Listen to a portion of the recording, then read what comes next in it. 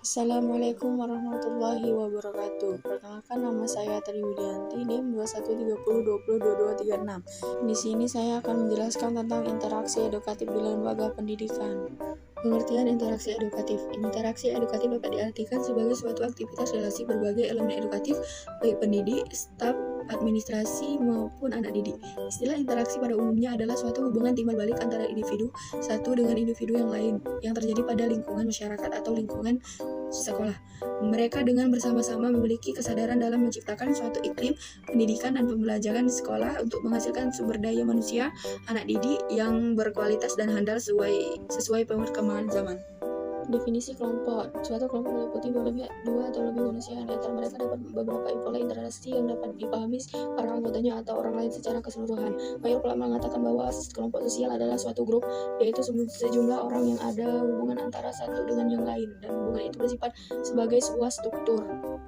Yang ketiga, interaksi edukatif anak didik. Dalam refleksi pedagodik, anak didik mempunyai semua potensi yang perlu dikembangkan melalui proses pendidikan dan pembelajaran di sekolah.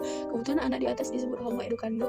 Potensi anak didik yang bersifat laten tersebut dapat diaktualisasikan agar anak didik tidak lagi disebut sebagai animal educable.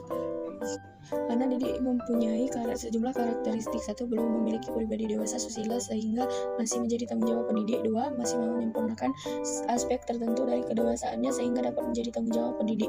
3. Memiliki sifat-sifat dasar manusia yang masih berkembang secara terpadu.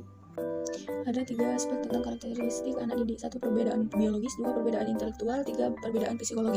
Pendidikan secara sederhana dapat diartikan sebagai usaha manusia untuk membina kepribadiannya sesuai dengan nilai-nilai yang ada dalam masyarakat dan kebudayaan dalam perkembangannya. Istilah pendidikan atau berarti pembimbing atau pertolongan diberikan dengan sengaja dilakukan orang dewasa agar anak didik tidak menjadi dewasa.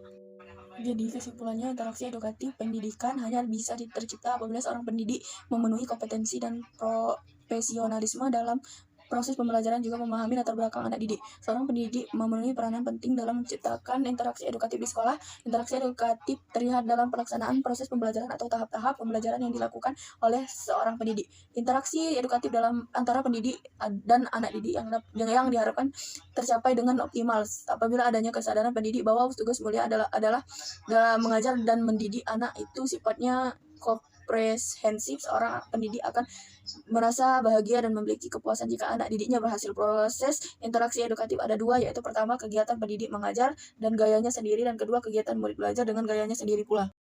Baiklah, itu saja yang dapat saya sampaikan. Lebih dan kurang saya mohon maaf. Wabillahi taufiq wal hidayah. Wassalamualaikum warahmatullahi wabarakatuh.